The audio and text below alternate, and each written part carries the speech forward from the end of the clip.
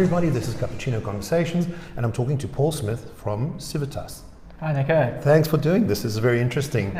I want to know more about how your operation works for entrepreneurs. You're a system that helps and coaches entrepreneurs, right? Correct, yeah. So my background was in researching why entrepreneurs succeed initially. So Great. I did a master's and then half a PhD that I dropped out of, and read like hundreds or actually thousands of studies, hundreds of books.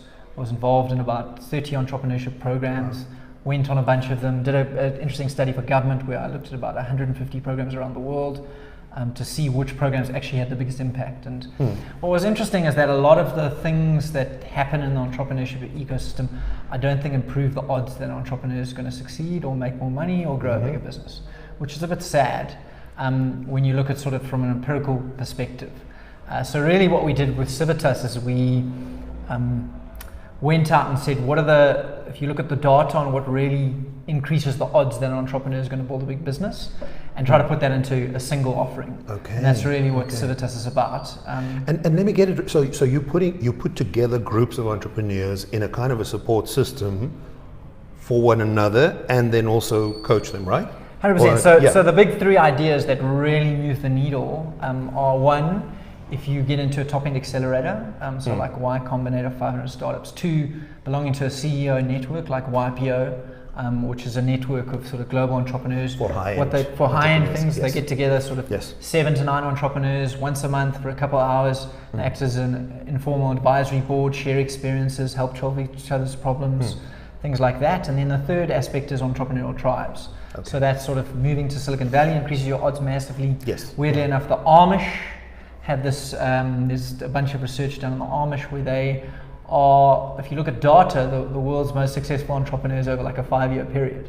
Like almost no Amish businesses failed. They've got a 90% plus success rate. And some of them are decent sized businesses. You know, they're employing 50 people, doing 200 million rand in revenue, using no technology. It's incredible. Unreal. And then also you see it with families, like you'll see entrepreneurial families. Yes. And what we do is we try to put all three of those things into a single offering and make it work in a way that we could increase an entrepreneur's odds of success, by 50, 100 times, Wonderful.